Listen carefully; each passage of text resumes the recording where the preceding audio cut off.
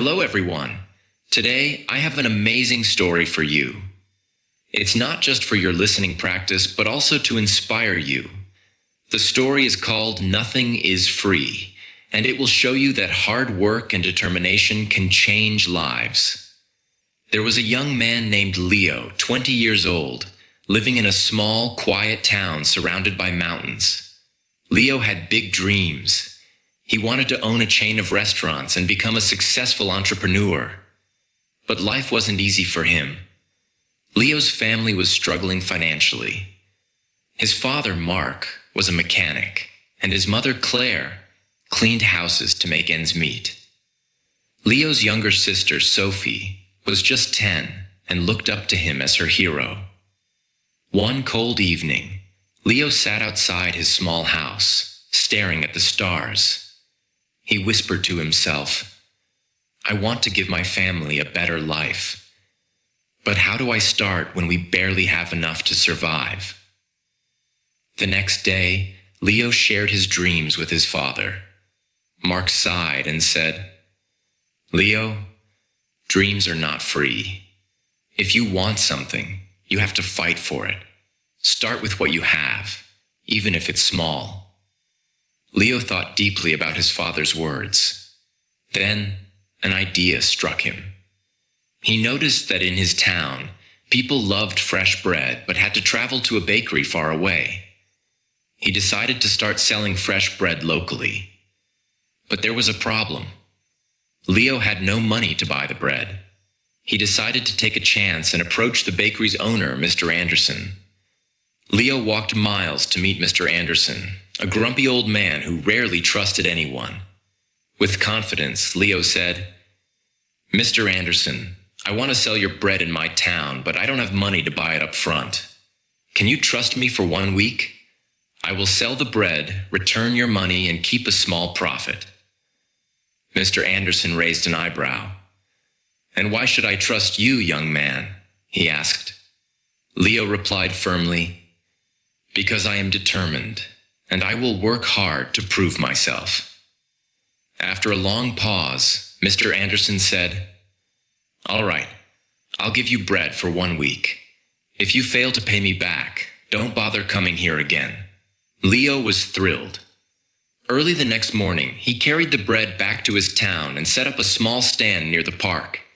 He greeted every passerby with energy and a smile, saying, "Fresh bread, warm and delicious." At first, people were hesitant. They didn't know if the bread was good. But Leo offered free samples and soon had his first customer. By the end of the day, he had sold all the bread and made a small profit.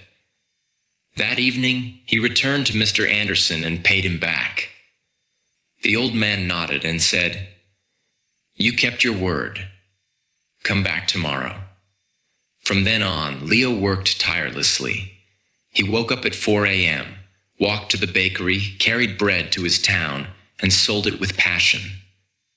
After 2 months, he had saved enough money to buy a small cart, making it easier to transport more bread.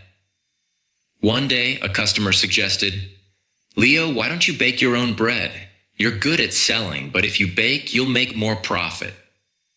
This idea excited Leo, but it also scared him. He had never baked anything in his life.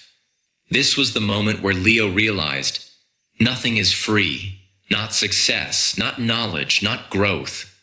If I want to succeed, I must take risks and learn. Leo couldn't stop thinking about the idea of baking his own bread. If he could bake, he wouldn't have to rely on Mr. Anderson, and his profit would grow. But there was one big problem. He didn't know how to bake. Leo decided to ask Mr. Anderson for help. The next morning, after delivering his payment, Leo said, "Mr. Anderson, can you teach me how to bake?" The old man frowned. "Why should I teach you? If you bake, you won't buy from me anymore. That's bad for my business." Leo looked at him and said, "You're right, but I won't forget the man who gave me my first chance. If I succeed, I'll make sure to help your bakery too." Mr. Anderson thought for a moment, then said, "Fine. But baking isn't easy. It takes time, patience, and hard work. If you're ready for that, I'll teach you. The lessons began early the next morning. Leo arrived at the bakery at 3 a.m. before the sun was up. Mr. Anderson showed him how to mix flour, knead the dough, and bake it perfectly. At first, Leo struggled. His hands hurt from kneading, and his bread came out too hard or too soft. One day, after ruining another batch of bread, Leo sat down, feeling defeated. He said to himself, "Maybe I'm not good enough for this. Maybe I should give up." But then he remembered his father's words. Dreams are not free. He realized that every mistake was teaching him something new. Giving up was not an option. The next day, Leo went back to the bakery with even more determination. He practiced every single step carefully. Slowly, his bread started improving. After 2 weeks, Mr. Anderson handed him a loaf and said, "This is perfect, Leo. You're ready." Leo was overjoyed. He rented a small oven and began baking bread at home. His family was amazed by his hard work. Sophie, his little sister, helped him pack the bread, and his mother made tea for him while he worked late into the night. Soon, Leo wasn't just selling bread. He started making cookies and pastries too. People in the town loved his products. They said, "Leo's bread tastes better than anything we've had before." But success wasn't easy. One day, a new bakery opened in the town, run by a young man named Eric. Eric had a big, fancy shop with colorful signs and decorations. People were curious and started buying from him instead. Leo noticed his sales dropping. He felt scared. What if he lost everything he worked so hard for? But instead of panicking, Leo decided to improve. He listened to his customers and asked, "What do you like about Eric's bakery? What can I do better?" Some said, "Eric's shop looks clean and pretty." Others said, "His cakes have beautiful designs." Leo realized he needed to grow, not just as a baker, but as a businessman. Using his savings, Leo painted his cart, added bright decorations, and started offering free samples of his new pastries. He even learned how to decorate cakes by watching videos in the library. Slowly, customers returned to him. One evening, an elderly woman came to Leo and said, "I've seen many young men give up when times get hard, but you didn't. That's why we trust you." Her words filled Leo with pride. Months passed, and Leo's business grew. He saved enough money to rent a small shop. It wasn't as big as Eric's, but it was warm and welcoming. He named it Leo's Fresh Bakes. Every morning he woke up before sunrise, baked fresh bread, and opened his shop with a smile. His parents and sister helped him. Sophie, now 11, loved talking to customers, and Claire managed the accounts. But Leo knew this wasn't the end of his journey. He wanted to reach more people, make his family proud, and prove to himself that anything is possible with hard work. Leo's bakery, Leo's Fresh Bakes, was becoming the heart of the town. People loved his fresh bread, cakes, and pastries. Business was growing, and his family was proud of him. But life wasn't done testing Leo. One stormy night, as Leo was closing his shop, he noticed smoke coming from the bakery. He rushed inside and saw that a small fire had started near the oven. He quickly grabbed water and managed to stop the flames, but much of his equipment was damaged. The next morning, when the townspeople heard about the fire, they came to check on him. Some said, "Oh no, what will Leo do now?" Others whispered, "Maybe this is the end for him." Leo felt heartbroken but not defeated. He stood outside his bakery and said, "This is just a challenge. I've faced struggles before, and I will face this too. I won't give up." He took a deep breath and began making a plan. He calculated how much money he had saved and realized it wasn't enough to replace all the equipment. For a moment, fear crept in. But Leo remembered his journey, how he started with nothing but a dream and hard work.